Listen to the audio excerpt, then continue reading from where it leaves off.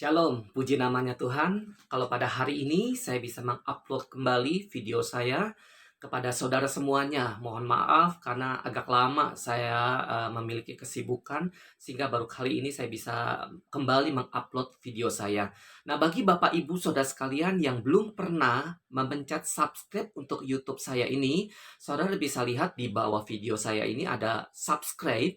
Saudara bisa tekan tombol subscribe itu, kemudian jangan lupa tekan juga lonceng yang ada di sebelah atasnya gitu ya.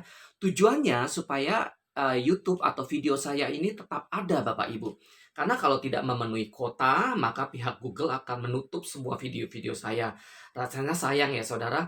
Karena apa? Karena saya percaya sekali setiap kebenaran firman Tuhan yang di-upload dan ini bisa dinikmati atau bisa didengarkan anak-anak Tuhan yang lainnya, ini pasti bisa memberkati Bapak Ibu. Beberapa minggu yang lalu gitu ya, saya banyak mendapatkan WA dari beberapa teman yang mendengarkan video saya. Ada yang minta didoakan karena begitu banyak masalah yang sedang dia hadapi, tapi saya nggak bisa ceritakan siapa orangnya. Tapi saya mau bilang bahwa saya percaya sekali setiap kebenaran firman Tuhan yang disampaikan walaupun dengan media ini, itu bisa memberkati banyak sekali anak-anak Tuhan yang lainnya. Oleh karena itu, saya nggak putus asa untuk tetap, saya nggak merasa jenuh untuk tetap mengupload setiap kebenaran-kebenaran firman Tuhan. Karena saya percaya, Tuhan bisa bekerja lewat apapun juga. Apalagi lewat masa pandemi ini ya Bapak Ibu. Saya percaya sekali begitu banyak anak-anak Tuhan yang pada saat ini mengalami banyak banget masalah. Saya nggak tahu masalahnya apa, tapi itu membuat harapan-harapan mereka tuh kandas. Nah, ini memang sebenarnya strateginya iblis supaya harapan-harapan yang ada di dalam hati anak-anak Tuhan tuh kandas. Uh, karena harapan ini adalah landasan yang paling utama sekali di mana mujizat Tuhan bisa bekerja. Nah, kalau sudah tidak ada landasan, kalau sudah tidak ada lagi harapan, maka pupuslah semuanya. Maka kita tidak akan mungkin bisa mengalami mujizat. Saudara bisa teriak-teriak bagaimanapun juga, nangis bagaimanapun juga, kalau di dalam hati saudara, di dalam pikiran saudara, saudara tidak lagi percaya sama Tuhan, saudara tidak lagi berharap sama Tuhan, saudara tidak punya ekspektasi yang besar bahwa saudara akan menerima mujizat dari Tuhan, itu tidak akan terjadi. Oleh karena itu, Bapak, Ibu, Saudara sekalian, saya percaya firman Tuhan yang saya bagikan ini bisa membuat saudara memiliki satu harapan yang muncul kembali. Harapan saudara akan bangkit kembali. Pada saat harapan saudara bangkit kembali, mujizat akan terjadi. Nah, saya mau bagikan kepada Bapak, Ibu, ini terambil di dalam 2 Raja-Raja 4. Sebenarnya firman Tuhan ini sudah lama sekali Tuhan suruh baca gitu ya. Tapi saya berpikir gini, aduh Tuhan, ini firman Tuhan yang saya baca rasanya saya sudah berkali-kali baca ini, cerita ini gitu ya. Nggak ada sesuatu yang baru yang saya dapatkan. Kemudian saya diamin aja gitu ya. Dan Tuhan berkata-kata lagi, yuk coba baca lagi gitu ya di dalam 2 Raja-Raja 4. Oke Tuhan, saya baca. Waktu saya baca lagi, kok saya nggak dapatin sesuatu lagi gitu ya. Saya tutup lagi Alkitab saya gitu ya. Kemudian beberapa hari kemudian Tuhan bilang lagi, Yudi buka lagi. Saya protes juga sama Tuhan. Tuhan, apa yang saya dapatkan di sini gitu ya. Saya sudah berkali-kali baca kitab ini. Saya sudah berkali-kali baca kisah ini. Tapi ya biasa aja gitu ya. Kemudian saya coba baca. Saya coba bilang, Tuhan, Roh Kudus, urapi saya, berikan roh hikmat, pewahyuan, pengenalan Allah, supaya pada saat saya baca kitab kisah yang sudah berulang-ulang saya baca ini, saya bisa mendapatkan sesuatu yang baru. Bukan hanya buat saya, tapi buat saudara semuanya yang pada saat siang hari ini juga dengerin YouTube saya gitu ya. Kemudian saya kaget, saya dapat sesuatu yang membuat, wow, iya, Tuhan itu dahsyat. Kalau Tuhan berbicara kepada hidup kita, Bapak Ibu responi gitu ya. Kadang-kadang kita nggak ngerti apa jalan pikirannya Tuhan. Kadang-kadang kita nggak ngerti kenapa Tuhan perintahkan ini gitu ya. Tapi sesungguhnya yang Tuhan mau hanya ketaatan kita. Yang Tuhan mau percaya saja, jalan saja. Karena pada saat kita percaya, pada saat kita lakukan dengan setia apa yang Tuhan suruh, baru kita bisa melihat sesuatu yang Tuhan inginkan, yang Tuhan rencanakan gitu ya. Dan kita hanyalah wadahnya. Yuk kita lihat di sini di dalam 2 Raja-Raja 4 ayat 8 sampai 37. Ayatnya banyak Bapak Ibu ya, tapi saya nggak mau saudara baca semuanya. Saya hanya menceritakan intinya saja, kemudian kita akan baca beberapa ayat saja gitu ya. Jadi di dalam 2 Raja-Raja 4 ayat 8 sampai 37 ini mengisahkan tentang seorang perempuan Sunam yang kaya raya gitu ya. Dan kebetulan Nabi Elisa sedang berada di daerah Sunam pada saat itu, dan dia dengan bujangnya Gerasi, bertemu dengan perempuan Sunam ini. Singkat daripada kisah ini, Nabi Elisa bilang kepada perempuan Sunam ini, "Apa yang kau inginkan aku perbuat bagi kamu?" gitu ya. Kemudian bujangnya bilang, "Dia ini nggak punya anak, Tuan. Sudah bertahun-tahun dia mengharapkan anak, tapi tidak juga punya anak. Bahkan suaminya sudah lanjut usianya." Kemudian Nabi Elisa bilang kepada perempuan Sunam ini bahwa tahun depan kamu akan memiliki anak, gitu ya. Tapi apa jawaban daripada perempuan Sunam ini? Nah, kita coba baca di dalam 2 Raja-Raja 4 ayat yang ke-16. Saya akan bacakan buat Bapak, Ibu, Saudara sekalian. Simak baik-baik ya Bapak, Ibu, Saudara. Firman Tuhan berkata begini. "Berkatalah Elisa, pada waktu seperti ini juga tahun depan, engkau ini akan menggendong seorang anak laki-laki." Tetapi jawab perempuan itu, "Janganlah tuanku, ya abdi Allah, janganlah berdusta kepada hambamu ini." Eh, di sini saya bisa menangkap bagaimana ada satu jawaban yang frustasi, Bapak Ibu. Ada satu jawaban yang tidak percaya dengan perkataan daripada Nabi Elisa. Wajar sebenarnya jawaban daripada perempuan Sunem ini, bahwa dia bilang, "Jangan berdusta tuanku," karena dia sudah bertahun-tahun mengharapkan seorang anak. Dia sudah memiliki segala-galanya Bapak Ibu. Dia sudah memiliki kekayaan yang banyak. Tapi dia punya pergumulan, yaitu di dalam rumah tangganya. Dia menginginkan sekali seorang anak di dalam rumah tangganya gitu ya. Tapi masalahnya, bertahun-tahun dia sudah berdoa tapi tidak terjadi. Sampai akhirnya mereka sudah memiliki usia yang cukup tua, bahkan suaminya pun sudah tua, firman Tuhan katakan. Nah, kenapa dia katakan seperti ini? Karena apa yang dia harapkan sudah tidak terjadi lagi. Saudara bisa lihat, dia sudah memiliki segala-galanya. Perempuan Sunep ini sudah memiliki kekayaan, sudah memiliki segala-galanya, tetapi ada satu pergumulan yang belum dia dapatkan, yaitu seorang anak. Nah, di titik ini Bapak Ibu Saudara sekalian, saudara harus perhatikan. Pada saat apa yang kita doakan belum terjadi, itu iblis langsung respon juga, saudara. Dia mungkin masuk di dalam pikiran perempuan Sunem ini dan mengatakan bahwa, "Tuh, kamu nggak mungkin bisa punya anak. Sekarang suamimu sudah tua. Sudah tidak usah berharap. Berhenti saja. Udah cukup, nggak apa-apa. Udah cukup kubur dalam doamu itu. Nggak usah punya mimpi, nggak usah punya harapan untuk memiliki seorang anak lagi." Nah, jadi kenapa dia katakan bahwa kepada Nabi Elisa, "Jangan berdusta tuanku," karena dia sudah tidak lagi percaya. Tapi saudara bisa lihat kisah selanjutnya, 1 tahun kemudian perempuan Sunem ini benar memiliki anak. Dia mengandung kemudian melahirkan seorang anak. Nah, singkat cerita, anak ini tumbuh besar menjadi anak yang sedang lucu-lucunya, mungkin berusia sekitar 7 atau 8 tahun, sedang lucu-lucunya ya Bapak Ibu. Dan pada saat itu anak ini ikut kepada ayahnya ke salah satu tempat gandum di mana ayahnya bekerja. Dan saat anak ini sedang bermain-main, tiba-tiba dia menjerit dan mengatakan, "Aduh, kepalaku sakit, aduh, kepalaku sakit." Dan seketika itu juga anak ini jatuh dan meninggal. Pada saat ayahnya melihat anak ini meninggal, dengan hancur hati, dengan sambil menangis mungkin, saya bisa rasakan peristiwanya, dia angkat anak ini dan dia larikan kepada ibunya. Dia bawa ke rumahnya gitu ya. Pada saat ibunya ini melihat anaknya meninggal, saudara bisa bayangkan bagaimana perasaan ibu ini, bagaimana perasaan perempuan Sunem ini. Karena apa? Harapan yang sudah terjadi, anak yang dia idam-idamkan tidak terjadi bertahun-tahun kemudian ada gitu ya. Dan saat ini kemudian mati atau meninggal, itu membuat hatinya begitu hancur. Saudara, kemudian dengan hati yang hancur, kisah ini katakan bahwa perempuan Sunem ini kemudian pergi menemui Nabi Elisa. Pada saat perempuan Sunem ini menemui Elisa sambil membawa sambil membawa kabar tentang anaknya yang meninggal ini, perempuan Sunem ini berkata kepada Elisa di ayat yang ke-28. Yuk kita baca. 2 Raja-Raja 4 ayat yang ke-28, firman Tuhan bilang gini. "Lalu berkatalah perempuan itu, adakah ku minta seorang anak laki-laki daripada tuanku? Bukankah telah kukatakan, jangan aku diberi harapan kosong?"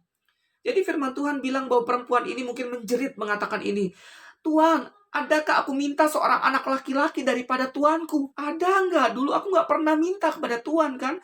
Tuhan yang berjanji, Tuhan yang mengatakan bahwa 1 tahun lagi aku akan memiliki anak. Tapi apa yang saudara, yang Tuhan lihat saat ini pada saat doa yang Tuhan naikkan kepada Tuhan, dan apa yang menjadi keinginan saya, harapan saya terjadi. Ada anak yang lahir dari rahim saya, kemudian anak ini tumbuh besar, pada saat anak ini sedang lucu-lucunya, tapi kemudian meninggal. Kenapa diberikan harapan kosong seperti ini? Saya bisa melihat untuk kedua kalinya perempuan Sodom ini terluka, Bapak Ibu. Dia hancur hati, dia pedih sekali, dia marah juga gitu ya kepada Elisa. Dan saudara bisa lihat bagaimana jeritan hatinya ini begitu kacau balau. Saya bisa merasakan Bapak Ibu begitu hancurnya. Tapi saudara percaya nggak? Ya, tahu nggak pada saat timbul protes, pada saat timbul makian, pada saat timbul keputusasaan ini, sebenarnya perempuan Sunem ini sedang membuka satu celah bagi iblis masuk lagi. Iblis masuk lagi kepada pikiran, mengatakan, tuh lihat, lihat, mana Tuhan yang kamu sembah? Mana Tuhan yang kamu percayai? Omong kosong kepada Nabi Elisa yang mengatakan bahwa kamu akan memiliki anak. Lihat, sekarang kamu sudah memiliki anak, tapi anak ini mati. Gak ada lagi harapan kan? Omong kosong semuanya. Tuhan tuh jahat. Mungkin kata-kata iblis yang dilontarkan kepada pikiran perempuan Sunem ini juga sedang dilontarkan kepada Bapak Ibu yang sedang menyaksikan video saya ini, yang sedang menyaksikan khotbah saya ini. Mungkin saudara sedang mengharapkan sesuatu yang saudara doakan bertahun-tahun. Mungkin pergumulan pekerjaan saudara, mungkin pergumulan anak saudara, mungkin pergumulan rumah tangga saudara, mungkin pergumulan suami saudara yang mungkin tinggalkan saudara, yang sudah bertahun-tahun tinggalkan rumah tangga saudara. Saudara terus berdoa, mungkin seperti itu. Tapi kemudian belum terjadi. Mungkin iblis ngomong seperti ini kepada pikiranmu. Udah berhenti. Udah berhenti untuk berharap. Udah berhenti untuk berdoa. Saya mau bilang, pada saat saudara merasakan seperti itu, percaya deh, itu bukan daripada Tuhan. Itu pasti daripada kuasa kegelapan. Saudara semuanya, saya ingat banget bagaimana pada saat saya menginginkan seorang anak di usia pernikahan saya yang masih sangat dini gitu ya. Waktu kami menikah di usia yang cukup dewasa gitu ya, saya pengen banget cepat-cepat punya anak, Bapak Ibu saudara sekalian. Akhirnya saya bilang kepada istri saya, "Mi, kita cepat-cepat punya anak ya, supaya nanti pada saat kita sudah tua, anak kita juga sudah gede," gitu ya. Oke, dia juga setuju. Singkat cerita, di bulan pertama setelah kami menikah, eee, kami tetap belum memiliki anak gitu ya, istri saya belum hamil. Pada saat itu saya masih santai, saya bilang, "Oke, nggak apa-apa, masih bulan pertama menikah gitu ya, masih muda banget," gitu ya. Jadi kami terus berdoa untuk seorang anak. Saya bersatu hati dengan istri saya berdoa, "Tuhan, saya berdoa supaya di bulan kedua nanti istri saya hamil, Tuhan." Saya sungguh-sungguh berdoa sama Tuhan. "Tuhan, saya berharap bahwa istri saya hamil di bulan kedua." Memasuki bulan kedua, Bapak Ibu, istri saya belum hamil juga. Istri saya masih tetap mens, gitu ya. Yang wanita mungkin tahu ya, kalau masih mens berarti ya belum hamil gitu ya. Kemudian kita nggak putus asa, saya dan istri saya nggak putus asa. Jam-jam doa saya perkuat lagi gitu ya. Pergumulan tentang seorang anak ini, kami berdua lebih menggebu-gebu lagi sama Tuhan. Terus berdoa dengan keyakinan, dengan harapan bahwa di bulan ketiga kami akan memiliki, istri saya akan hamil dan kami akan memiliki seorang anak gitu ya. Memasuki bulan ketiga, Bapak Ibu Saudara sekalian, istri saya tanya, "Gimana? Nggak mens ya?" "Masih mens, Pi," gitu ya. Saya drop lagi gitu ya. Tapi pada saat saya drop seperti itu, istri saya menguatkan, "Yuk kita doa lagi." Oke, kita doa lagi untuk bulan keempat gitu ya. Kami berdoa lagi, diselingi dengan puasa, kami sungguh-sungguh lagi menjerit sama Tuhan. Saya bilang, "Tuhan, di bulan keempat ini Tuhan, saya percaya istri saya akan hamil di dalam nama Yesus," gitu ya. Memasuki bulan keempat gitu ya, pada saat itu saya tanya kepada istri saya, "Gimana, kamu udah hamil belum?" Gitu ya. Istri saya bilang, "Nggak tahu nih, Pi," gitu ya. Tapi saya sudah telat, 2 minggu. Yang wanita mungkin tahu ya, ibu-ibu mungkin tahu, kalau telat haid gitu ya, nggak mens selama 2 minggu setelah jadwal haid, itu kemungkinan besar hamil karena sudah 2 minggu. Saya juga baca-baca di majalah, saya baca-baca di, majalah-majalah kehamilan, kalau jadwal haid kemudian tidak haid selama 2 minggu, itu tandanya seorang wanita itu sedang mengandung. Saya bilang pada istri saya, "Kamu berarti hamil," gitu ya. Wah, istri saya juga senang banget, saya juga senang banget. Waduh, senang banget, "Bagaimana kalau kita sekarang ke dokter?" Istri saya bilang, "Jangan, tunggu dulu deh." "Oke, kita tunggu dulu ya beberapa hari lagi untuk pastikan, karena saya yakin banget nih kamu pasti hamil." Kemudian kita tunggu saudara-saudara semuanya beberapa hari kemudian. Setelah beberapa hari kemudian dengan mantap sekali gitu ya, saya bilang, "Kamu pasti hamil." "Belum mens kan?" "Belum, Pi." "Oke, kamu pasti hamil," gitu ya. Kemudian saya bilang, "Oke, saya akan beli test pack, kemudian nanti besok pagi kamu coba ya test pack-nya. Bagaimana, keadaannya," gitu ya. Benar, dengan satu kegembiraan yang meluap-luap gitu ya, saudara tak bayangkan ya, berbulan-bulan saya berharap akan memiliki anak, kemudian ada harapan bahwa istri saya sudah telat mens beberapa minggu gitu ya. Ini membuat harapan saya tuh naik sekali, rasa bersyukur saya sama Tuhan tuh naik sekali. Saya sukacita banget saudara, saya sukacita sekali gitu ya. Kemudian pada saat saya sudah membeli test pack dan besok paginya saya suruh istri saya untuk, gunakan test pack itu, keluar dari kamar mandi dengan wajah yang murung, dia bilang, saya tanya, "Gimana hasilnya?" Ada strip satu atau strip 2 gitu ya. Kalau strip satu berarti tandanya negatif, tidak hamil. Kalau strip 2 tandanya positif, hamil gitu ya. Saya cukup tahu. Kemudian istri saya bilang, "Papi lihat sendiri aja." Kemudian pada saat saya lihat, hasil test pack itu, saudara tahu stripnya ada berapa? Ada 1 gitu ya, bukan 2, 1. Saya deg-degan, saya kaget sekali. Tandanya apa nih, Mi? Tandanya bahwa nggak hamil gitu ya, tandanya bahwa saya belum hamil, Pi, gitu. Saya kaget sekali, "Tapi kamu belum mens." Waktu saya bilang belum mens, tiba-tiba, istri saya perutnya merasa sedikit nyeri dan dikatakan, "Nih, sekarang saya lagi mens," gitu ya. Saya kaget, istri saya juga kaget. Kami begitu kecewa, kami begitu drop pada saat itu. Eee, apa ya, pikiran-pikiran sukacita, pikiran-pikiran senang yang meluap-luap karena Tuhan menjawab doa saya dan istri saya. Saat itu juga rasanya kandas Bapak Ibu. Karena apa? Impian-impian indah saya bahwa saya akan memiliki seorang anak di tahun-tahun, 1 tahun kemudian, itu kandas sepertinya. Istri saya yang lebih kecewa Bapak Ibu. Dia menangis, kemudian dia lari ke kamar, dia tutup pintunya, dia dikatakan, bahwa Tuhan tuh jahat gitu ya. Saya lari ke kamar, saya coba peluk dia, dan saya bilang, "Mi, kamu nggak boleh kecewa," gitu ya. Kita harus tetap percaya, kita harus tetap punya harapan, kita berharap lagi untuk bulan depan. Dia jerit, dia bilang, "Nggak, saya kecewa sama Tuhan. Kenapa Tuhan memberikan saya harapan palsu? Kenapa Tuhan memberikan saya harapan-harapan seperti ini? Kenapa pada saat harapan saya melambung tinggi, saat itu sepertinya dijatuhkan?" Saya coba peluk istri saya katakan, "Tuhan nggak jahat, Tuhan nggak jahat. Ayo tetap percaya lagi bulan depan kamu akan hamil. Bulan depan Tuhan akan memberikan kita seorang anak." Dia bilang, nggak, nggak, saya nggak berani berharap lagi, Pi. Saya nggak mau berharap lagi, gitu ya. Saudara bisa lihat bagaimana iblis memasuki pikiran saya. Dia mengatakan sesuatu kepada istri saya bahwa jangan lagi percaya kepada Tuhan. Jangan lagi berharap sama Tuhan. Jangan lagi kamu percaya untuk bulan depan bahwa kamu akan mengandung. Karena apa? Karena pada saat kamu percaya dan bulan depan kamu tidak mengandung, kamu akan lebih sakit lagi kecewanya. Di situ istri saya nggak berani lagi berharap, Bapak Ibu Saudara sekalian. Tapi pada saat itu saya terus berdoa buat istri saya tumpangkan tangan saya bilang, Tuhan tuh baik. Saya bacakan satu firman Tuhan yang terambil di dalam Yakobus 1 ayat yang ke-17. Coba kita baca Yakobus 1 ayat ke-17. Firman Tuhan bilang seperti ini Bapak Ibu. Yakobus 1 ayat ke-17 firman Tuhan bilang, "Setiap pemberian yang baik dan setiap anugerah yang sempurna datangnya dari atas, diturunkan dari Bapa segala terang. Padanya tidak ada perubahan atau bayangan karena pertukaran." Jadi segala pemberian yang baik itu datangnya dari Allah, datangnya dari atas. Dan di dalam pikiran Allah tidak ada satupun yang jelek tentang kita. Di dalam pikiran Allah itu tidak ada satupun rancangan-rancangan yang jelek, rancangan kecelakaan untuk anak-anaknya. Tidak, saudara. Bahkan tidak ada satupun perubahan yang bisa berubah ketetapan-ketetapan Tuhan. Tuhan tuh baik. Jadi saya bilang, Mi, Tuhan tuh baik. Di dalam pikiran Tuhan tidak ada satupun tidak ada satupun maksud untuk membuat kita tuh kecewa. Tidak. Ayo tetap percaya.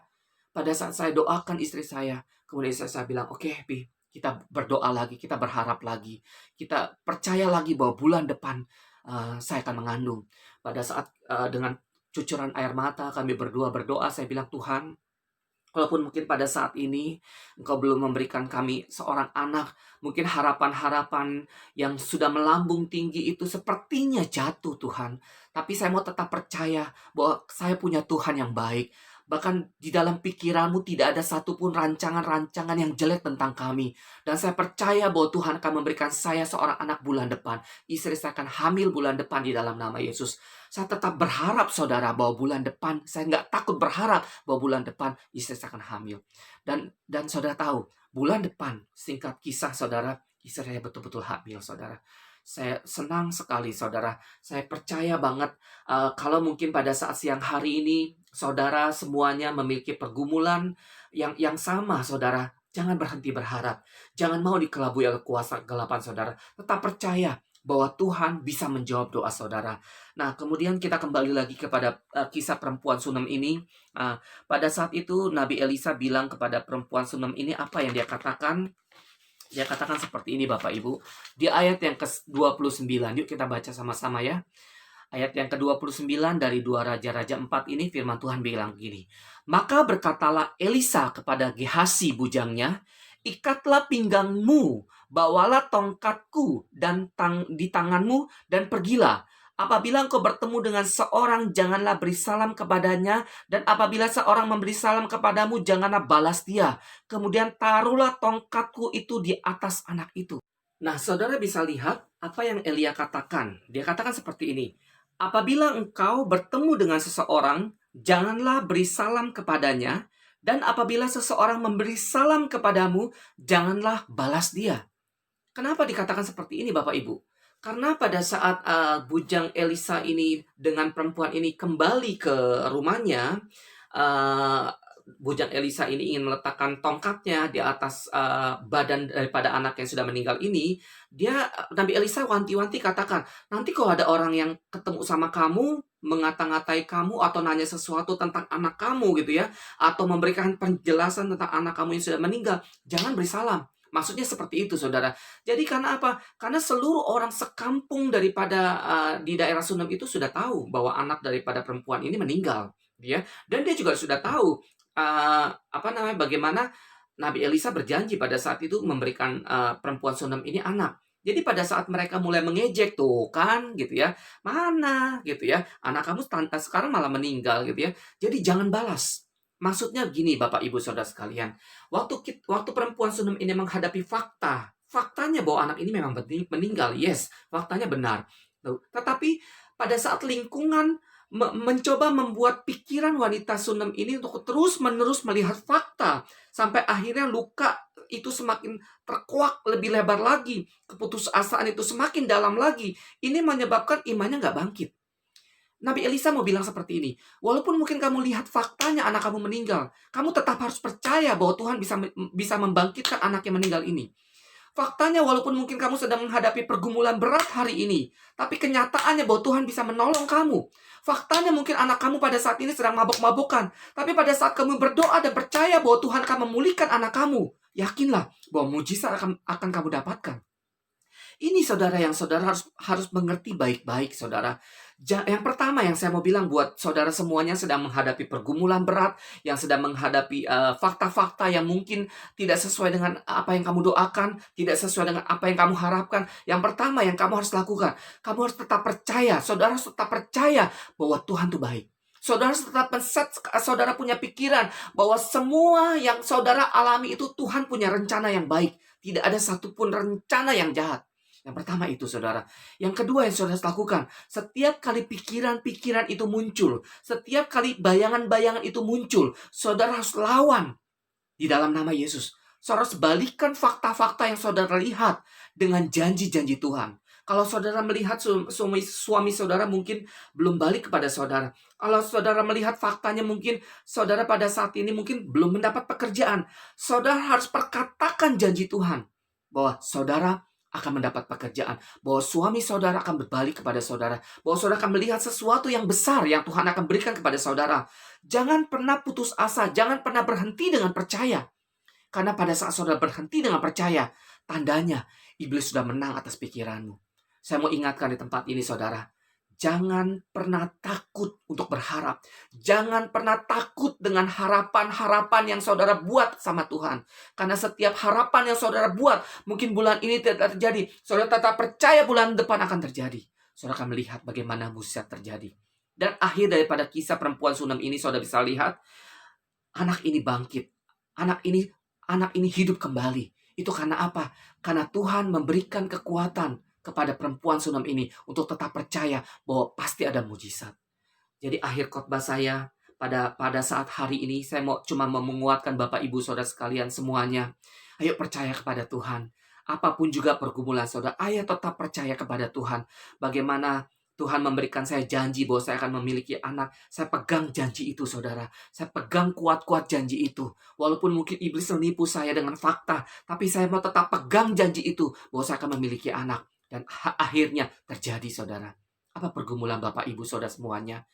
Apapun masalah saudara, siang hari ini saya ingin mendoakan Bapak Ibu.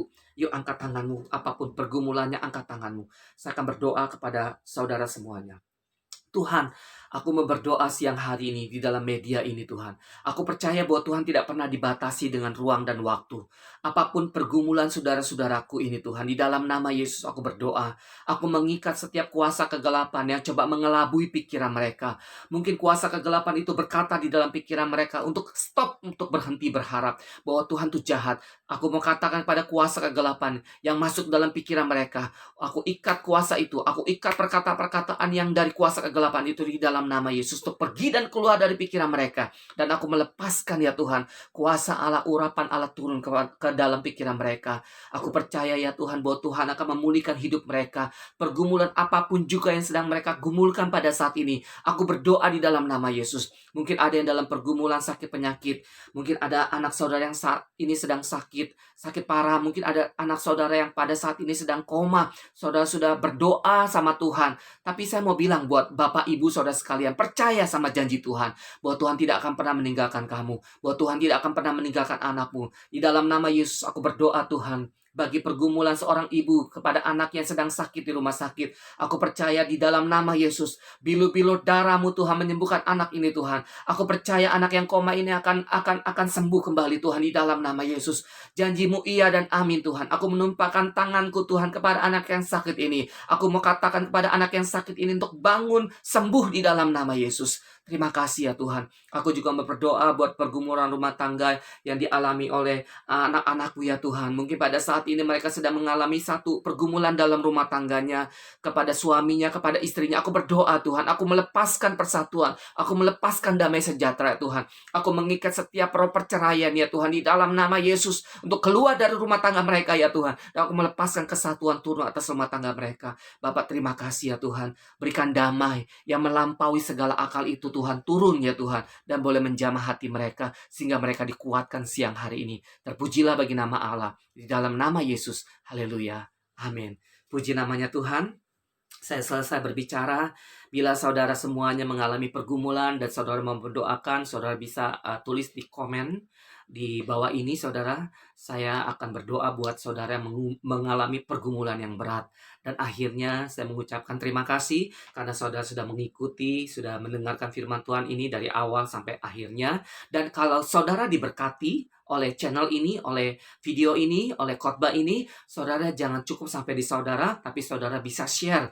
Berikan kepada teman-teman saudara yang lainnya, supaya firman Tuhan ini tidak terputus. Karena saya percaya masih terlalu banyak mungkin anak-anak Tuhan yang dalam kondisi putus asa, yang hilang harapan. Dan saya percaya juga dengan kebenaran firman Tuhan yang disampaikan ini, kita bisa menolong anak-anak Tuhan lain yang lainnya sedang dalam kondisi putus asa, sehingga ada harapan dalam hidup mereka, dan nama Tuhan dimuliakan. Terpuji bagi nama Tuhan. Di dalam nama Yesus, terima kasih saudara semuanya. Haleluya.